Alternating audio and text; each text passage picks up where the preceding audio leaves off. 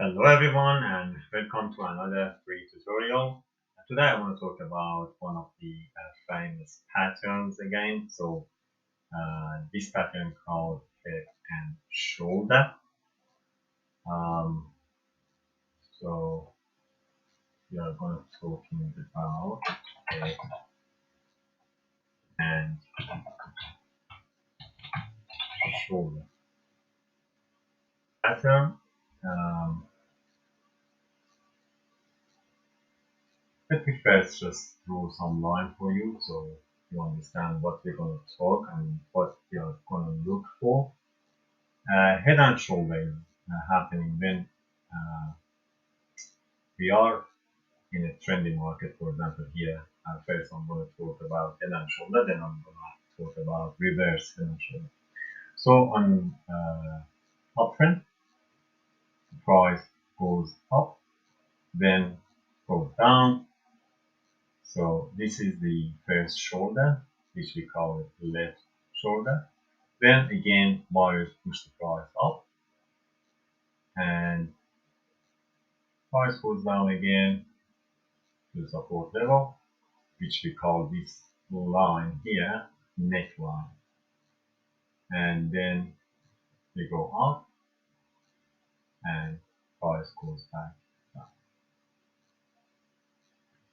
So this is how a head and shoulder pattern looks like. As I said, this is left shoulder, this is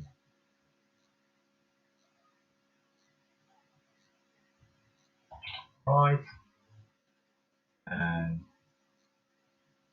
obviously this is head.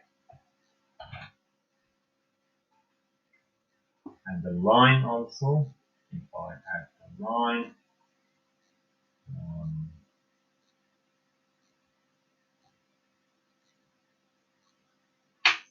here you can see this line, we call it neck.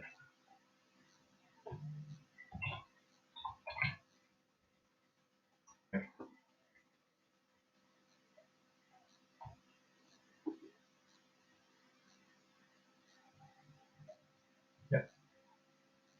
So how to recognize this pattern in normal um, candle chart? It's a bit harder to recognize, but just let me do the same thing on the chart itself. So here is a down point. It goes up to here, which is the left shoulder. Then we're going down, touching the neck.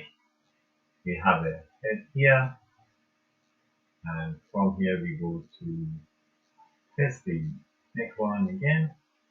We're going back up to the right shoulder, and then price keeps falling. As you can see, this is we are looking at Australian dollar versus US dollar. So AUD/USD, and here was the neckline. Just adding the neckline as well, so you can see neckline and price break below the neckline and continues.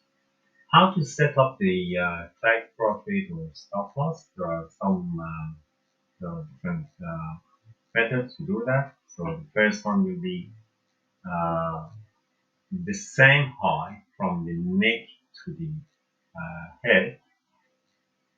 We put the target at the other side as a take profit. So you measure this, you can see roughly here will be the take profit. And stop loss. There are different methods to put stop losses. Some people put above head. If you put above head, normally your risk to reward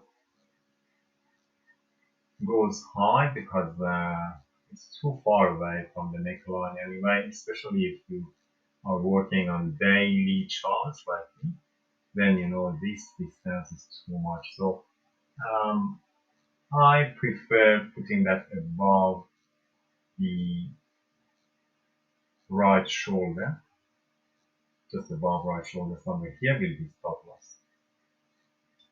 Another method to do the stop loss and take profit would be, let me just delete this from here. Just shifting the chart. Now it's clear, so we can see that. And the next one will be this. Okay. And let me delete this here. Okay. As I said, there is another way to set stop loss, and that would be using Fibonacci. I'm using Fibonacci, and I'll go from the start of this uptrend here, or from the left leg to the head. Okay. Um, Fibonacci is very interesting, and I'm a fan really of Fibonacci numbers. And you can see the retracement of the price for this support line somewhere between 0.382 and 0.5. Then the take profits would be, so first we put the stop loss here above the right shoulder, and the take profit normally is 0.786. So somewhere here. By now we should have just took our profit and just closed the trade, or you just use shift your take profit and shift the stop loss as well. So the way that I trade is when price goes down into the direction that I want, I normally reduce the stop loss and I go fit by the Fibonacci number. So for example, when it's here, stop loss after, you know, we go to some place here, I go to between 0.5 and 0.618, so I put the stop loss here somewhere. Just adding one, for example, here. So this would be my new stop loss. Then price goes to other Fibonacci numbers and goes below that one. When it goes below that one, then we can just push the stop loss again below this one. So that's how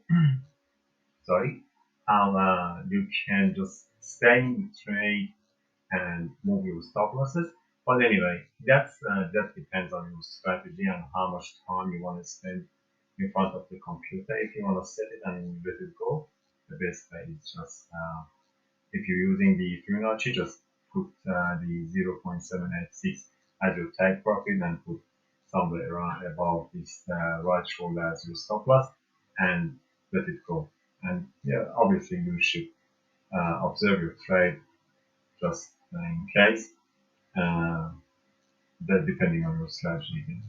So this is how I use the head and shoulder pattern. Let me just delete the Fibonacci first, but I'm going to show you something else now, and this one as well. Normally I use different type of charts to recognize the head and shoulder pattern, and that would be my favorite wrinkle chart. So I'm changing this to wrinkle.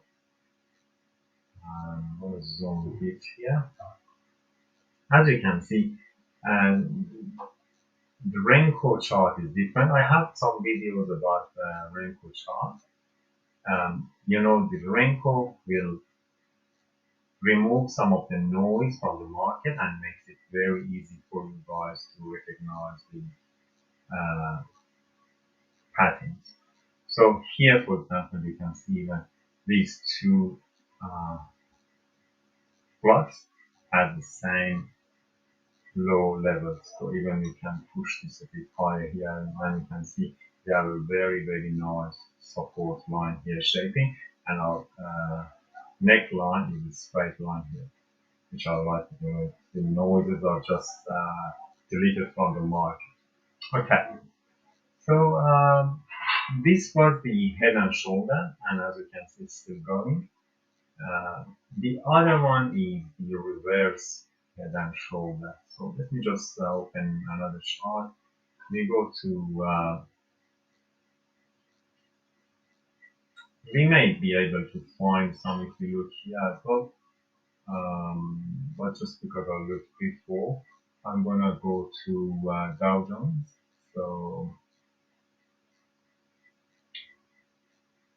EJ30 or some called US 30 or Dow Jones Industrial Average Index. So if you look here, you can see a good reverse head and shoulder. Again, same thing, just at the opposite. So we've been in a downtrend, price goes to first shoulder and it goes back to a neckline, and then we find the head and goes back to a neckline again.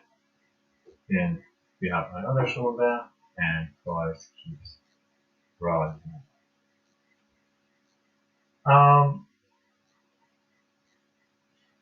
Normally, some people say that head and shoulder is a reversal pattern, but it can't be like that always. In these two examples as you saw, it was a reversal pattern as well because it was reversed at the head and shoulder pattern.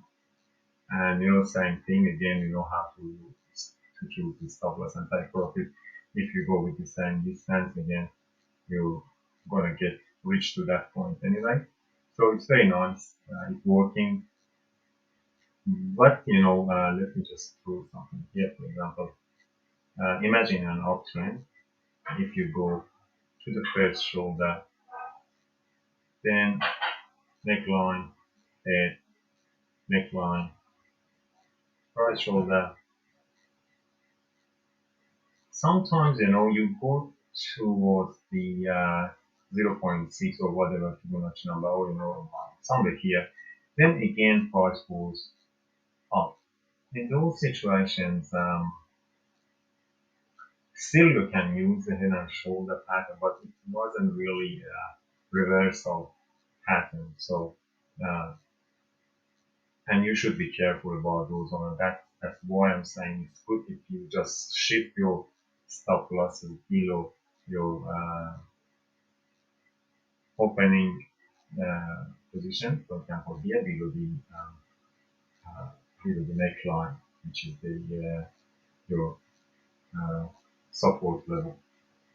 So, as I said, it's not always a reversal pattern. It can be a consolidation pattern.